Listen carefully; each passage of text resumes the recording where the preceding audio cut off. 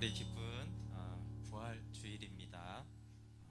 부활주일에 겟세마네 기도를 본문으로 했는데 소리가 하울링이 나네요. 오늘 부활 생명을 현재로 누리는 비결로 말씀 함께 나누도록 하겠습니다. 부활 그러면은 사람들이 사적으로 궁금해하는 게 하나가 있습니다. 과연 마지막 날에 그러면 어떤 몸으로 부활할까? 근데 부활의 기준이 사람마다 다 다릅니다. 왜냐하면 이렇게 시대마다 사람들이 이 위에 대한 기준이 달랐어요. 얼굴 라인도 다르고.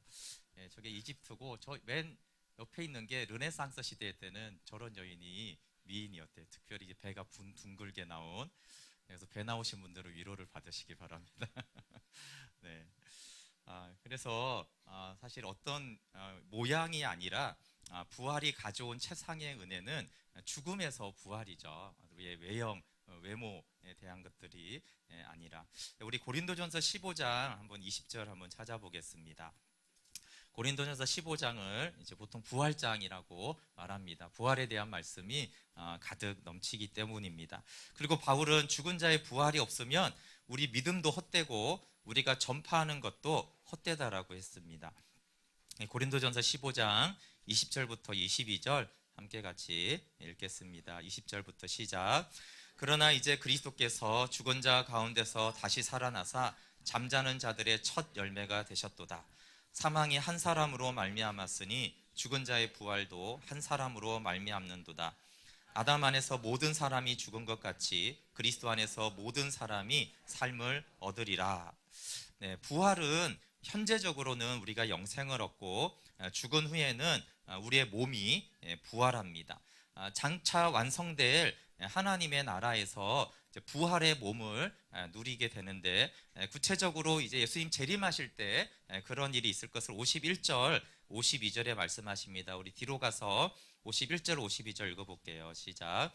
보라, 내가 너희에게 비밀을 말하노니 우리가 다 잠잘 것이 아니요 마지막 나팔에 순식간에 호련히 다 변화되리니 나팔 소리가 나매 죽은 자들이 썩지 아니할 것으로 다시 살아나고 우리도 변화되리라.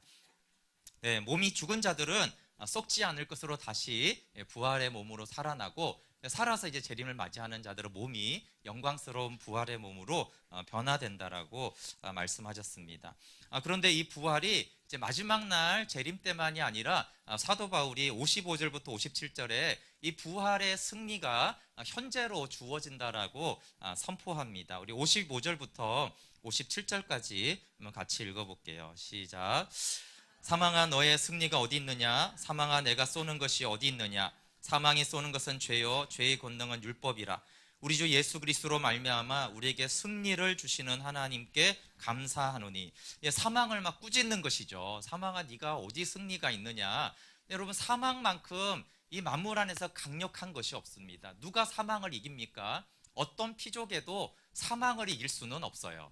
그런데 이제 사망을 이겼다라는 것이 부활의 가장 놀라운 권능이죠. 그것은 모든 권세와 모든 능력이 하나님께, 우리 주님께 있다라는 것들을 증명한 것이 부활입니다. 그런데 이 부활을 57절에 우리에게 승리를 주시는 하나님께 감사하노니인데, 승리를 줄 것을 미래형이 아니라 주시느니 현재 시제라고 했습니다.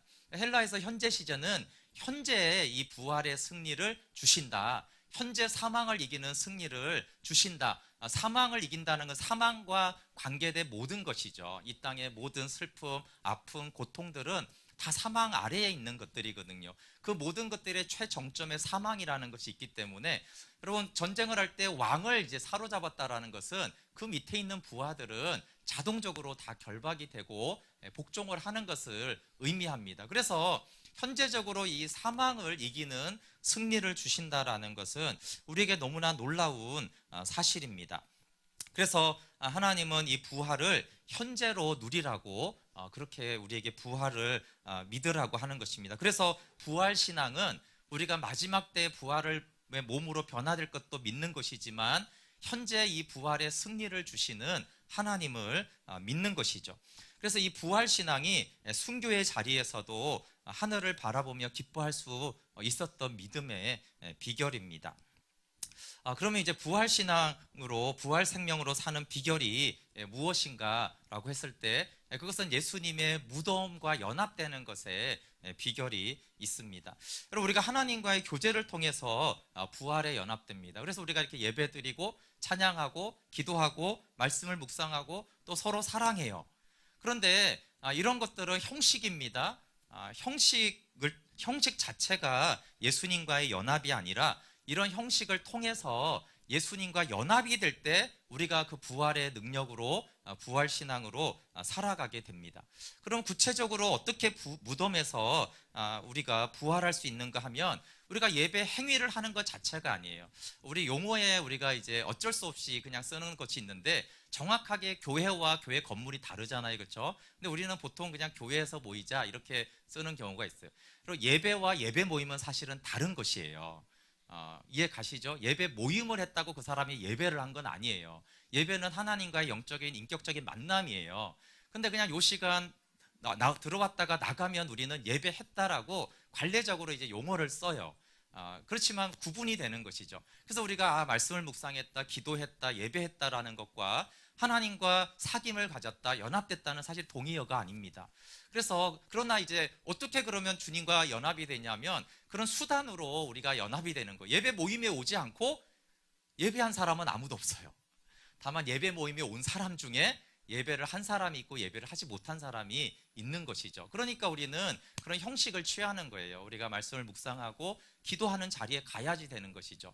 그런데 그 자체가 아니라 그것을 통해서 예수님과 연합이 되어야 합니다. 여러분, 우리가 고난이 우리에게 유익이라고 했는데, 고난 자체는 아무런 유익이 없습니다. 고난은 인간을 망가뜨리고 상처를 낳게 하고 막 분노를 일으키게 하는 것이에요. 고난 자체가 무슨 유익이 있습니까? 그런데 고난이 유익이 되는 것은 그 고난을 통해서 예수님의 고난을 알 때, 예수님의 고난에 연합될 때 그 고난은 유익이 되는 것입니다. 그래서 핵심은 고난 자체가 아니에요. 핵심은 고난 자체가 아니라 그 고난을 통해서 장사 되신 예수님과 연합될 때 그 고난은 무척이나 우리에게 유익이 되는 것입니다. 그러면 이제 가장 중요하고 궁금한 것은 어떻게 그리스도의 무덤의 고난에 연합되는가 하는 것이에요. 도대체 어떻게 예수님과 연합이 되는가? 어떻게 예배 모임에 와서 예배하는가? 어떻게 기도를 해서 하나님과 대화를 하는가라고 했을 때 그 핵심은 자기를 부인하고 자기 십자가를 지는 것입니다. 사실 이것은 너무나 명확한 말씀임에도 불구하고 우리가 굉장히 간과하고 이 정확한 의미에 대해서 잘 모르고 넘어갈 때가 많아요. 그리고 마태복음 우리 16장 24절 25절 함께 읽어볼게요. 시작.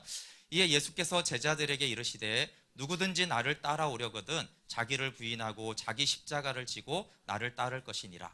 누구든지 제 목숨을 구원하고자 하면 잃을 것이요 누구든지 나를 위하여 제 목숨을 잊으면 찾으리라. 네, 우리가 자기 부인, 자기를 부인하라 이 말은 그래도 조금 우리가 알 수 있을 것 같아요.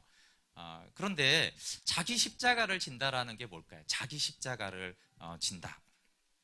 김용희 선교사님은 이거를 자기 죽은 십자가를 지고 나를 따르라 이러는데, 그것도 알듯 말듯 그래요. 자기 죽은 십자가, 물론 이제 그 자기 죽은이라는 복음의 내용을 이제 계속 취하라는 말씀인 것은 알겠지만, 자기 죽은 십자가를 또 지는 것은 무엇인가? 여러분, 자기 부인과 자기 십자가를 지는 건 사실 같은 말이에요. 그런데 조금 구분을 하면 자기 부인의 핵심이 뭐냐, 자기 부인으로 들어가는 지름길이 뭐냐라고 했을 때 자기 십자가를 지는 것이라고 할 수 있어요. 넓은 의미에는 같지만요. 그래서 예수님이 여기 24절과 25절을 사실 같은 말씀을 두 번 말씀해 주신 거예요. 그게 무슨 말씀인가 해서, 그래서 자기를 부인하고 자기 십자가를 지고 나를 따르면은 당연히 주님의 부활 생명의 부활의 능력 안에 현재 승리를 주시는 그 삶을 살아갈 수가 있죠. 근데 도대체 그게 어떤 것인가라고 했을 때 제 목숨을 구원하고자 하면 그건 자기 부인이 아닌 것이죠. 자기를 추구하는 것이고, 자기 십자가를 지는 것과 나를 위하여 제 목숨을 잃어버리는 것은 같은 것이에요. 그래서 자기를 부인하고 십자가를 지면 주님을 따르죠. 따른다라는 것은 연합이 안에 있다라는 것이고, 생명을 참 목숨을 이제 찾으리라 이렇게 말씀하셨잖아요. 그래서 자기 십자가를 진다, 제 목숨을 잃는다는 같은 뜻이에요. 그런데 좀 이 부분을 조금 더 설명할 수 있는 부분이 오늘 겟세마네 동산에서 하나님이 주는 잔을 마신다, 같은 의미입니다. 그래서 자기 십자가를 진다, 제 목숨을 잃는다, 하나님이 주시는 잔을 마신다, 이건 다 똑같은 뜻이 되어져요. 그래서 결국은 자기 십자가를 지면 부활 생명을 누리죠. 제 목숨을 잃으면 참 생명을 얻어요. 하나님이 주시는 잔을 마시면 예수님과 연합돼요. 똑같은 말씀을 이해하기 어려울까봐 이렇게 반복적으로 다양하게 하나님이 설명을 해주고 있습니다. 그런데 여기서 자기 십자가를 지거나 주시는 잔을 마시라고 했을 때 주의 상황이 있어요, 여러분. 복음을 말할 때 이렇게 주님이 주시는 잔을 마시라고 할 때, 하나님의 주권을 인정하라고 할 때 아주 사단이 가장 속이는 것이 뭐냐면 수동성이에요. 수동성은 여러분 영적으로 굉장히 위험한 것입니다. 성도들의 영적 전쟁이라는 두꺼운 책이 있는데 거기서 이 수동성이 얼마나 위험한가를 많이 말해요. 근데 이 수동성은 어떤 사람이 자주 빠지냐 하면 열심히 믿음 생활을 해본 사람, 그런데 내가 아무것도 할 수 없구나, 이렇게 한 사람들이 아무것도 할 수 없다라는 것을 수동성으로 사단이 미혹하고 속입니다. 그러면 사단에게 굉장히 시달리게 되어져요. 그래서 이 하나님의 주권을 인정하고 잔을 마시고 고난을 수용하라는 것은 수동성을 말하는 것이 아닙니다. 자기 십자가를 지는 고난이 오면 그 고난을 무조건 수용해야 된다, 절대 그렇지 않습니다. 그럼 성경에 전쟁 이야기가 굉장히 많이 있어요. 그리고 이 전쟁은 당연히 영적 전쟁을 예표하는 그림이에요. 그런데 성경에서, 구약 성경에서 전쟁이 일어나면 보통 어떻게 해요? 그냥 죽어요? 다 침략당하고 다 빼앗기고 그래? 아니죠. 전쟁이 나면 기본적으로 나가 싸우는 거예요. 어떻게 하나님 의지하고 믿음으로 나가서 싸워서 이기는 것이에요. 그래서 다윗이 어디를 가든지 이기게 하시니라, 이게 이제 기본이잖아요, 그렇죠? 그런데 그러면 모든 전쟁이 그러냐? 그렇지가 않다고요. 하나님이 주신 전쟁이 있어요. 예를 들어 바벨론에 의한 멸망과 같은 것들은 하나님이 보내신 것이죠. 그거 싸우면 됩니까? 안 되는 거예요. 근데 싸웠잖아요. 그래서 더 비참하게 고난을 당한 것이에요. 그래서 분별을 해야 돼요. 이것이 나가서 싸워서 이겨야 되는 것인지, 이것이 하나님이 심판으로 주셔서 나를 겸손케 하기로 주님의 고난에 참여하기 위한 것인지를 분별을 해야 됩니다. 그런데 기본은 우리가 영적 전쟁을 하고 하나님의 권능을 행하고 견고한 진을 돌파하는 것이에요. 그래서 해결해야 될 것인지 수용해야 될 것인지 알고, 분별이 안 되면 어떻게 해야 돼요? 일단 해결하세요. 기도하시고 지혜를 쓰시고 힘을 쓰세요. 그래서 당연히 그 문제를 해결해야 되는 것이에요. 여러분, 다윗이 싸울 때 골리앗이 왔구나, 아유 전쟁은 주님이 주셨으니까 망이야, 그렇겠습니까? 나가서 싸웠잖아요. 골리앗을 때려 눕혔잖아요. 그게 기본적인 거예요. 예수님이 저 장면은 뭐냐면, 예수님이 자기 고향에서 말씀을 전하니까 이 사람들이 낭떠러지에서 예수님을 절벽에서 밀어서 죽이려고 그랬어요. 근데 예수님이 죽었어요? 안 죽었어요. 거기 빠져나오셨어요. 사도 바울은 죽을 위기가 참 많았죠? 그래서 돌에 맞아 죽어야지 그랬어요. 하나님 주시는 거니까. 안 그랬죠? 저기 이제 광주리에 타고 내려가잖아요. 저 좀 그렇지만 쪽팔린 거 아니에요? 저렇게? 사도가 지금 부활의 주님을 만났는데, 저게 뭐 하는 거예요, 저게 사실은. 근데 저렇게 했단 말이에요.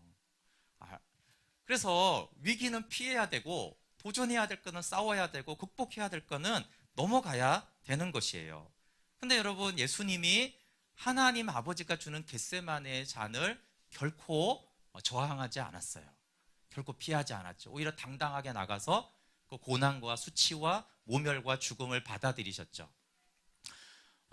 또 사도 바울도 예루살렘으로 가는데 거기 가면 고난이 있을 거라고 그랬어요, 그렇죠? 근데 사도 바울이 알았어요. 그런데 내가 주께 받은 이 사명을 마치는 일에는 이 목숨을 내가 조금도 귀한 것으로 여기지 않는다라고 하면서 그 길을 갔어요. 근데 그렇게 갔다가도 또 유대인들이 죽이려고 하니까 또 말과 재판에서 해서 또 빠져나왔어요. 그러면 그 예루살렘으로 가겠다는 것이 멍청하게 가서 죽겠다라는 것이 아니에요.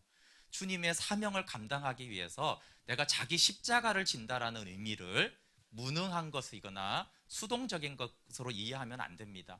그 이후에도 바울이 재판이 열었을 때 변론을 하잖아요. 그 나중에 내가 로마 법정까지 가겠다. 왜냐하면 죽이려고 하니까 그런 거예요. 그러니까 난 죽지 않고 내가 로마에 가서 사명은 죽는 게 아니라 로마로 가는 거였기 때문에 그래요. 그렇지만 나중에 로마에서는 순교를 받아들이죠. 왜요? 그때는 죽어야 될 때이기 때문에 그 죽음을 받아들이는 것이에요. 그래서 주의해야 될 것은 주님의 주시는 잔을 마신다, 고난에 참여한다라는 것이 무력하고 무능하고 게으르고 수동적인 것을 뜻하는 것이 아닙니다. 그러면 잔을 마신다라는 것은 무슨 뜻입니까? 그것은 주님과 연합되기 위해서 주신 잔을 마시는 거예요. 핵심은 주님과 연합되기 위해서 잔을 마시는 것입니다. 근데 주님이 이 겟세마네 이후에 십자가를 통해서 어떤 잔이 있는지를 예를 들어서 많이 보여주셨어요. 그럼 예수님이 첫 번째 마신 잔은 외로움의 잔이에요.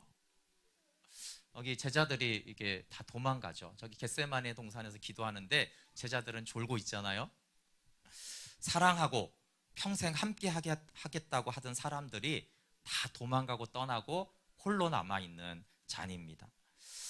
내가 너무 고민이 되어서 너무 슬퍼서 죽을 지경이어서 내가 가장 믿을 만한 사람한테 가가지고 도움을 요청하고 제발 나를 위해서 기도해달라고 했는데 일단 첫 번째 말귀를 못 알아들어요. 뭐가 그렇게 힘들고 고통스러운 말귀를 못 알아들어요. 그리고 자요. 무관심해요. 그냥 자기 할 것만 하는 거예요. 나 피곤해, 나 바빠, 자, 나 살기 힘들어. 그리고 그냥 외면하는 거예요. 그렇게 함께 하겠다고 그렇게 철통같이 약속하고는 그래요. 그럼 그것이 예수님이 겪은 것이죠. 그럼 끝까지 함께 하겠다던 가족, 야, 너밖에 없어 난 친구, 동역자, 연인이 자기의 유익, 자기 보호를 위해서 다 떠나는 것이죠. 그래서 야, 정말 세상에 믿을 놈 하나도 없구나. 이 세상에 의지할 놈, 위로가 하나도 없구나. 온 세상에 하나님 나 혼자 남았습니다 라고 하는 그것을 주님과 연합되기 위해서 홀로 있음을 수용하는 거예요. 그 나쁜 놈들 하지 않고 주님과 함께 주님처럼 저도 홀로 남았습니다. 주님 그 이 외로움을 받아들이고 홀로 남으신 주님과 연합합니다 라고 하는 것이 잔을 마시는 것이에요. 두 번째는 배신의 잔이죠. 이 강도가 조금씩 세집니다. 그렇게 사랑한다고 따랐던 유다 제자가 배신을 하는데 얼마나 얄밉게 배신을 하는지 몰라요. 아니 배신을 할 거면 그냥 배신을 하면 되는데 예수님께 딱 나와가지고 샬롬 안녕하십니까 라고 하면서 입 맞추는 거예요. 저기 입 맞추잖아요. 아니 입을 맞추면서 배신하는 이 나쁜 놈, 그렇죠? 그냥 배신도 기분 나쁜데 입 맞춤으로 배신을 하는 이 악한 배신을 받은 것이에요. 근데 주님의 배신에 참여하기 위해서 그 배신을 수용하여 마시는 것입니다. 예수님은 예를 들어서 예수님이 어떻게 이 배신을 마셨습니까? 유다에게 너희 이놈 자식 하면서 혼내거나 싸우지 않아요. 우리 베드로가 이렇게 칼로 저항하니까 그렇게 하지 말아라고 했죠. 그리고 침묵하셨어요. 그리고 배신을 해라. 그래 그 배신을 행해라. 오히려 유다야 네가 할 일을 해라라고 하셨어요. 이 배신이 주님으로부터 온 것임을 알고 배신당하신 주님과 연합하기 위해서 주님 그 배신을 당합니다 라고 이 배신이 주님과 함께하는 것입니다라고 받아들이는 것이에요. 그 뒤에 계속적으로 억울함의 잔을 마시죠.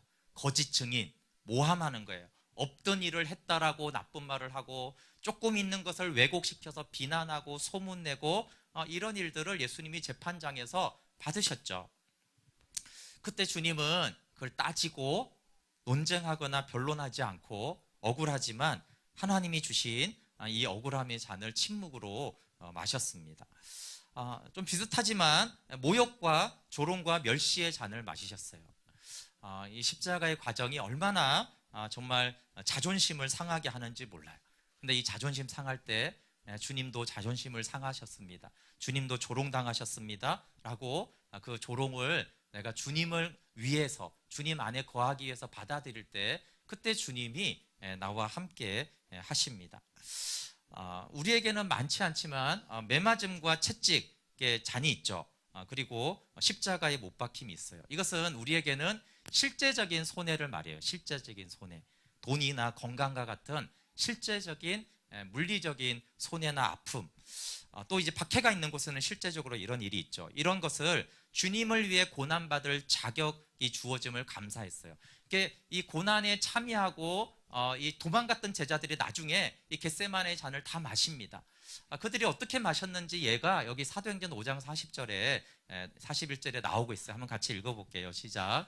그들이 옳게 여겨 사도들을 불러들여 채찍질하며 예수의 이름으로 말하는 것을 금하고 놓으니 사도들은 그 이름을 위하여 능욕받는 일에 합당한 자로 여기심을 기뻐하면서 공의 앞을 떠나니라. 여러분, 채찍질하고 능욕한 것 자체를 기뻐했으면 정신병자예요. 그게 기쁜 게 아니에요. 주님과 연합된 것을 기뻐한 거예요. 야, 하나님이 우리가 채찍질 당할 정도로 우리를 믿어주시며 그렇게 깊이 있게 연합하는 존재로 우리를 불러주셨구나. 그것을 기뻐하는 것이에요. 여러분, 그런데 주님과 연합되기 위해서 이런 채찍과 능력을 수용하잖아요. 그러면 주님과 연합되어져요. 그러면 어떻게 되냐면 내 안에 주님으로 기뻐하게 되는 거예요. 그들이 막 생각을 해서 채찍에 맞으면서 엄청 짜증나는데 그래도 기뻐해야지. 그래서 기뻐한 게 아니에요. 그거 가짜죠. 그게 아니라 그들이 잔을 마셨기 때문에 주님이 그 안에서 기쁨을 주신 거예요. 근데 능력 받았는데 마음은 기쁘고 채찍에 맞아서 엄청 아파 죽겠는데 기쁜 걸 어떻게 해요? 왜냐하면 부활의 생명이 그 안에 넘쳤기 때문에 그렇습니다. 그래서 이 사건은 사도들이 그 잔을 예수님처럼 마실 줄 알아서 마셔서 예수님과 연합에 들어갔다라는, 그래서 현재적으로 승리를 주시는 주님의 승리에 참여하는 것을 보여주고 있습니다. 사도 바울은 똑같은 얘기를 이렇게 얘기합니다. 같이 읽어볼게요. 시작. 내가 그리스도와 그 부활의 권능과 그 고난에 참여함을 알고자 하여 그의 죽으심을 본받아 어떻게 해서든지 죽은 자 가운데서 부활에 이르려 하느니. 그의 죽으심을 본받아 고난에 참여해서 부활에 이르는 것에 대해서 바울도 알았어요. 그래서 자기는 어떻게든지 자기가 목적은 어디예요? 사실 부활에 이르려고 그의 죽으심을 본받는 거예요. 이렇게 능력받아도 기뻐하는 그런 믿음의 삶을 위해서 그리스도의 그 채찍의 맞음도 기꺼이 수용하는 거죠. 왜냐하면 사도들이 그걸 피할 수 있었어요. 알았어, 복음 안전할게. 그러면 안 때렸거든요. 타협하고 알았다, 니네 시키는 대로 할게. 그러면 능력을 안 했거든요. 그런데 그들은 그렇게 하지 않았어요. 그들 예수님의 죽으심에 참여하기 위해서 우리는 끝까지 복음을 전할 거다. 그러면 그들이 어떻게 위해를 가할지 충분히 예상을 했지만 기꺼이 그 잔을 마셨던 것입니다. 마지막 잔이 이제 죽음의 잔이죠. 찬양하면 죽어간 순교자들이, 여러분, 우리가 순교를 생각할 때 우리가 너무 감당할 수 없죠. 근데 순교자들이 정말 결단력으로 그렇게 순교할 수 있었던 것이 아닙니다. 그들이 죽음을 받아들였을 때 주님의 그 부활의 능력으로 연합하신 거예요. 부활이 있으니까, 부활의 능력이 있으니까 그 죽음 앞에서 찬양하고 기뻐할 수 있었던 것입니다. 그럼 스데반이 순교를 할 때 주님과 연합되어서 그 억울함과 고통 중에도 저들의 죄를 사하여 달라고 사랑하며 그 보좌에 계신 주님을 보고 기뻐할 수 있었어요.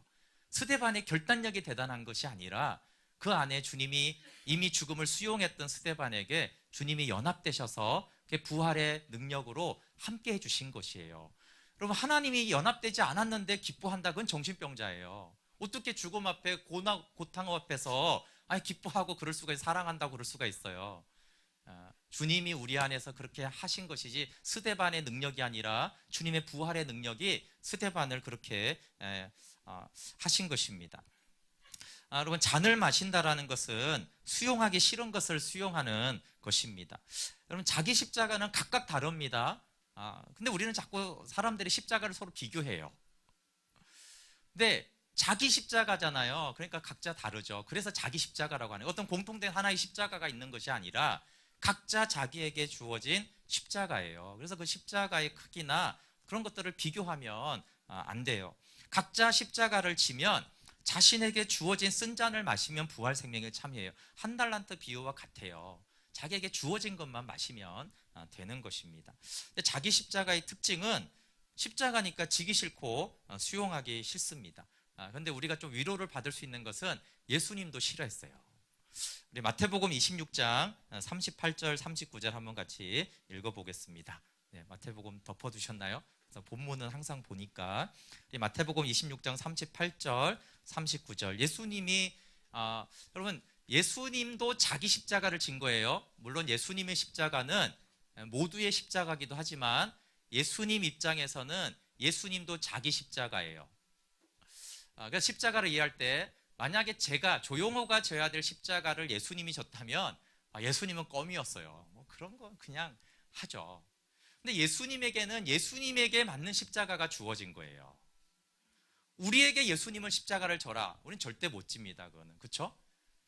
그러니까 각자 십자가가 있는데 예수님도 예수님에게 맞는 십자가가 주어졌기 때문에 모든 자기 십자가는 수용하기가 힘든 거예요. 그래서 예수님이 겟세마네 기도를 하는 거죠. 같이 한번 38절, 39절 읽어볼게요. 시작. 이에 말씀하시되 내 마음이 매우 고민하여 죽게 되었으니 너희는 여기 머물러 나와 함께 깨어 있으라 하시고 조금 나아가사 얼굴을 땅에 대시고 엎드려 기도하여 이르시되 내 아버지여 만일 할만하시거든 이 잔을 내게서 지나가게 하옵소서. 그러나 나의 원대로 마시옵고 아버지의 원대로 하옵소서 하시고, 네, 그 예수님도 예수님이 마셔야 되는 잔은, 예수님이 져야 되는 십자가는 너무 싫어서 내가 정말 너무 슬프고 고민되고 죽을 지경이다라고 하셨어요. 예수님이 우리처럼 뭐 외롭고 뭐 가난하고 좀 아프고 이런 거는 예수님에게는 일도 아니었어요. 채찍 당하시는 거 이런 건 전혀 두려워하지 않았거든요. 피가 막 터지고 그래도 그건 예수님이 넉넉히 할 수 있었죠. 근데 예수님만이 져야 되는 잔이 죄가, 거룩한 분이 죄가 되시고 그래서 영원히 연합되신 하나님 아버지가 아들을 버리셔야 되는 이 잔은, 이 십자가는 예수님만이 져야 되는 십자가이기 때문에 예수님은 이 잔을 너무나 지기 싫어서 아버지 이 잔을 지나가게 해달라고 간절히 기도한 것입니다. 땀방울이 핏방울이 될 때까지 기도하셨어요. 그래서 자기 십자가의 특징이 두 가지가 있습니다. 첫 번째는 너무 싫다. 정말 죽어도 이것을 하기 싫다. 이거 좀 지나가면 좋겠다. 이렇게 하는 것이에요. 그런데 두 번째는 주님과 연합하기 위해서 이것을 수용할 때 하나님의 생명이 가장 충만해지는 것이 자기 십자가입니다. 여러분, 이 자기 십자가를 진 자는 부활 생명을 현재로 누려. 네, 어떤 말씀일까요? 네, 기쁜 부활절에 자기 십자가를 지라는 무거운 이야기를 하느냐 그럴 수 있는데, 여러분, 그래야만 기쁜 부활이 됩니다. 자기 십자가를 지지 않으면 부활은 지식과 이론밖에 안 돼요. 오늘 그냥 부활주일이니까 하루 잠깐 그러고 마는 것입니다. 그런데 사도 바울이 어떻게 이 부활이 항상 현재적으로 누리는지에 대해서 아주 자세하게 설명한 말씀이 고린도후서 4장 말씀이에요. 우리 한번 7절 말씀 먼저 읽어볼게요. 시작. 우리가 이 보배를 질그릇에 가졌으니 이는 심히 큰 능력은 하나님께 있고 우리에게 있지 아니함을 알게 하려 함이라. 여러분, 심히 큰 능력은 우리에게 있지 않아요. 이게 첫 번째예요. 심히 큰 능력 중에 많은 것이 포함되겠죠. 특별히 부활의 능력으로 기뻐하고 감사하는 것은 그렇게 대단한 능력이에요. 고난 중에 어떻게 우리가 기뻐합니까? 채찍을 맞았는데 어떻게 기뻐해? 이건 대단한 능력이죠. 근데 이렇게 할 수 있는 능력이 우리에게 있지 않아요. 그래서 우리가 기뻐하려고 하고 감사하려고 하고 긍정적으로 생각하려고 하고 필요하지만 그거 한계가 있어요. 매 맞고 있는데 긍정적인 사고방식으로 기뻐하자. 그게 이제 정신병이 걸린 거예요. 능력당하면 억울하고 분하는 게 정상이죠. 근데 심히 큰 능력이 하나님께 있어요. 근데 이것이 수동성을 말한다고 말하지 않았어요. 먼저는 이게 하나님께만 심히 큰 능력이 있구나. 그것이에요. 두 번째, 그러면 이제 그 심히 큰 능력이 어떻게 우리 가운데 나타나고 경험되는가를 말한 것이 이제 8절과 9절 말씀이거든요. 그 현상, 어떻게 심히 큰 능력이 나타났을 때 어떤 믿음의 삶이 되는가를 고백한 것이 8절과 9절입니다. 같이 읽어볼게요. 시작. 우리가 사방으로 우겨쌈을 당하여도 쌓이지 아니하며 답답한 일을 당하여도 낙심하지 아니하며 박해를 받아도 버림받지 아니하며 거꾸로 터림을 당하여도 망하지 않고. 네, 그럼 심히 큰 능력이 나타난 현상을 말하고 있는 거예요. 심히 큰 능력이 나타난다는 것은 아무런 문제도 없다라는 것이 아니고 사방으로 우겨쌈을 당해서 정말 이제는 도저히 내가 빠져나갈 수가 없구나. 근데 전혀 쌓이지 않는 거예요. 너무 답답한 일이 많아. 너무 답답하다. 진짜 답답하다. 그런데 낙심이 안 되고 평안한 거예요. 박해를 받아요. 여러분, 박해를 받았을 때 어려운 건 박해도 있지만 하나님 나를 버리셨나? 내가 이렇게까지 어렵게 된 걸 보면, 이렇게 하나님 나를 내버려 두는 걸 보면 하나님 나를 버리셨나라고 이렇게 생각하는데 박해를 받아도 전혀 버렸다라는 생각이 안 들어요. 오히려 주님이 나와 더 함께 하시는구나, 믿음 안에 있게 되는 거예요. 그리고 거꾸로 터림을 당하였다. 이렇게 악한 자에 걸려 넘어진 것이죠. 넘어졌으면 어떻게 돼? 망한 거예요, 망한 거예요. 그런데 내가 망하지 않는다. 그러니까 온갖 고난을 다 받지만 사랑과 기쁨으로 충만한 하늘을 사는 자가 되는 거예요. 여러분, 가장 많은 박해를 받은 한 사람이 있다면 사도 바울이에요. 근데 바울이 뭐라고 말합니까? 항상 기뻐하라. 범사에 감사하라. 내가 다시 말하노니 주 안에서 기뻐하라. 어떻게 이렇게 박해를 받은 사람이 그렇게 살았고 그렇게 사람들에게 권면할 수 있습니까? 근데 그 비결에 대해서 바울이 말하는 것이 10절과 11절에 나옵니다. 그러면 어떻게 이렇게 부활 생명으로 현재 이김을 주시는 주님 안에 사는가? 그것이 이제 10절하고 11절이에요. 한번 같이 읽어볼게요. 시작. 우리가 항상 예수의 죽음을 몸에 짊어짐은 예수의 생명이 또한 우리 몸에 나타나게 하려 함이라. 우리 살아있는 자가 항상 예수를 위하여 죽음에 넘겨짐은 예수의 생명이 또한 우리 죽을 육체에 나타나게 하려 함이라. 아멘. 여러분, 우리 옛사람이 예수님과 함께 십자가에 못 박힌 것을 여기고 드리는 얘기예요, 이것이. 근데 여기서 항상 예수의 죽음을 몸에 짊어진, 이 짊어진다라는 것은 현재 능동태로 돼 있어요. 현재형이라는 건 계속적이라는 뜻이고, 능동태라는 것은 내가 하는 것이죠. 그래서 내가 예수님의 죽으심을 몸에 짊어지는 것이에요. 그런데 10절 똑같은 말씀을 11절에 똑같이 다시 한번 말했는데, 하나 약간 다른 것은 뭐냐 하면요, 죽음에 넘겨짐은 현재 수동태예요. 주시는 잔을 마시는 수동적이에요. 그러니까 바울이 능동과 수동을 다 사용하면서 아까 말한 무력한 것을 말하는 것이 아니에요. 수용하는 것은 대단한 능동입니다, 여러분. 고난을 수용하는 것은요, 굉장한 능동태인 것이에요. 그래서 수용하지만 능동적인 것이 있어야 됩니다. 그렇게 해서 바울은 이 부활의 능력이 어떻게 내 안에서 항상 나타나는지를 얘기한 것이에요. 여러분, 그래서 인생에 어려움이 있을 때, 아픔이 있을 때 그것을 내가 예수님의 죽으심을 짊어지고 넘겨질 기회구나라고 받아들이는 게 필요해요. 그런데 우리가 얼마나 연약하냐면 아예 그런 생각이 안 나요. 열받을 때, 답답할 때 그 생각 자체가 안 나요. 그래서 여러분, 기도해야 돼요. 하나님, 고난이 오고 슬픔이 오고 고통이 오고 상처를 받고 배신을 받았을 때 사단은 그 배신을 주목하고 이 외로움을 주목하고 이 비참한 인생을 한탄하도록 자꾸 우리의 생각과 마음을 끌고 가는데, 그때 하나님, 이것이 주님이 주신 잔인 것을 알게 해주세요. 이것이 내가 예수님의 죽으심에 넘겨질 기회가 온 것이라고 주님 그때 생각날 수 있도록 해주시고 그렇게 하게 해주세요. 근데 이게 쉽지 않아요. 실제적으로 육체의 고통이 막 올 때 이것이 하나님과 연합될 게 이렇게 생각이 안 들고 왜 이렇게 계속 아픈 거야? 왜 나만 아픈 거야? 이런 생각이 들거든요. 그런데 누군가 속상하게 할 때 하나님, 이것이 하나님이 주신 기회인 것을 알게 해주세요. 그런데 그게 잘 안 되시면 끝난 후라도 생각을 해보세요. 한참 우리 자녀에게 열받아서 뭐라고 한 이후에라도 주님, 제가 주님과 연합될 기회를 잃어버리고 또 했는데, 근데 여러분, 쏟아놓는다고 마음이 평안해지진 않아요. 그때라도 주님, 이렇게 쏟아내도 제 마음은 답답하고 불안한데 주님, 이것이 주님이 저에게 준 잔입니다. 그래서 주님의 죽으심을 짊어지고 주님의 죽으심에 나를 넘깁니다.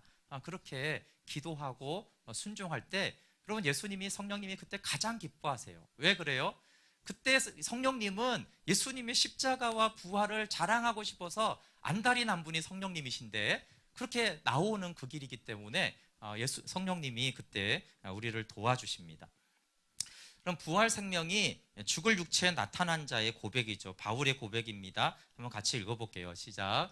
항상 기뻐하라. 쉬지 말고 기도하라. 범사에 감사하라. 이것이 그리스도 예수 안에서 너희를 향하신 하나님의 뜻이니라. 같이 읽어볼게요. 시작. 만일 너희 믿음의 재물과 섬김 위에 내가 나를 전제로 드릴지라도 나는 기뻐하고 너희 무리와 함께 기뻐하리니 이와 같이 너희도 기뻐하고 나와 함께 기뻐하라. 찬송하리로다. 하나님 곧 우리 주 예수 그리스도의 아버지께서 그리스도 안에서 하늘에 속한 모든 신령한 복을 우리에게 주시되, 감옥에서 찬양하며 감격했던 바울의 고백입니다. 그럼 부활 생명을 현재로 누리는 가장 강력한 비결이 있는데, 그것은 겟세마네의 잔을 마시는 거예요. 하기 싫죠. 맞아요. 하기 싫습니다. 근데 주님도 하기 싫었어요. 주님이 하기 싫어요, 주님 그러면 이것들이 그러지 않고요. 나도 그랬다. 나도 내 십자가를 지기가 싫었다. 나도 내 잔을 마시기가 싫었다. 이해한다라고 하십니다. 그렇지만 부활의 승리를 현재로 누리는 가장 강력한 길이다. 내가 그래서 가지 않았느냐? 그럼 지혜이신 주님이 그 길을 갔다라는 것은 우리가 그 길을 갈 때 반드시 이것이 생명과 부활이 되기 때문입니다. 그런데 우리의 힘으로는 안 돼요. 그것도 맞는 말씀이죠. 네. 그러나 마시기로 계속 순종하면서 우리가 기도하면 주님이 도와주세요. 주님이 그것을 마실 수 있도록 도와주십니다. 여러분, 자기를 부인하는 것을 내가 자기 부인했어. 그거 가짜입니다. 그거 반드시 더 악랄하게 자기를 추구하게 돼 있어요. 그러니까 한두 번 할 수 있지만 자기 부인은 여러분 내가 한 것이 아니라 주님이 나를 부인하게 해주셨네. 이것이 자기 부인을 한 것이에요. 주님이 이 잔을 마시게 해주셨구나. 그것이 잔을 마신 것입니다. 우리의 힘으로는 할 수 있는 것이 아니에요. 주님이 도와주셔서 하는 것입니다. 여러분, 자기 십자가는 불평과 낙심거리가 아니라 주님과 연합될 기회가 주어진 것이에요. 그래서 부활의 영광, 쓴 잔을 감사하며 찬양하게 되어집니다. 바울과 사도들의 비결이 있습니다. 부활 생명을 현재로 누림으로 항상 기뻐하며 영혼들을 살린 비결은 자기 십자가를 진 것이에요. 그럼 부활 신앙은 맨날 그러면 고난을 당해야 되냐? 그렇지 않죠. 그럼 야고보서에 너희가 형통할 때 찬송하고 그렇죠? 괴로울 때 기도하라고 했어요. 그럼 하나님이 우리를 하여금 아까 이기게 하시고 성장하게 하시고 형통하게 하시면 그것으로 인해서 주님을 찬양하고 감사하고 기뻐하는 것이에요. 그러나 주님이 또 우리를 쓴 잔으로 아픈 일이 있게 하실 때 그리스도의 생명에 참여할 기회를 주신 것이구나. 그것이 그러니까 사도 바울이 항상성이 되는 거예요. 바울이 복음의 능력이 나타나고 그렇죠? 아픈 자가 일어나고 교회가 세워질 때 하나님 찬양했잖아요. 근데 핍박과 고난이 올 때 그리스도의 죽으심을 본받아 부활 생명에 이르렀잖아요. 그러니까 좋은 일이 있어도 기뻐하고 우리 생각에 안 좋은 일이 있어도 기뻐하니까 항상 기뻐하라. 주 안에서는 모든 것이 항상 기뻐할 수 있다라고 말씀하셨어요. 네, 말씀 마치기 전에 우리 영상을 짧게 한번 보겠습니다. 네, 우리 오늘 예배에는 함께 하지 못했지만 우리 박선미 자매가 톡에 올린 다들 봤겠지만 선미 자매가 말기암으로 투병하지만 그 안에 참 좋은 예라고 생각해요. 병을 고치려고 노력을 하죠, 그렇죠? 그렇지만 수용하기 때문에 기뻐한 거예요. 예, 항상 평안하고 하나님이 이 일을 통해서 하실 일들에 대해서 맡긴 것이에요. 그럼 한번 짧은 영상 한번 보고 같이 기도하겠습니다. 아니, 항암을 하면 머리 소리. 빠지고 눈썹 빠진다고 해서 눈썹 문신까지 했는데 자꾸 털이 자라네. 아니, 언제까지 자랄 거야? 응? 네, 이미 병원에서는 사실 살기 어렵다라고 한 이후에 사실 이제 올린 영상입니다. 그리고 하나님이 정말 너무 감사하게 너무 많이 회복시켜 주셨습니다. 우리 함께 같이 좀 기도하도록 하겠습니다. 네, 주님을 쓴 잔을 맛보지 않으면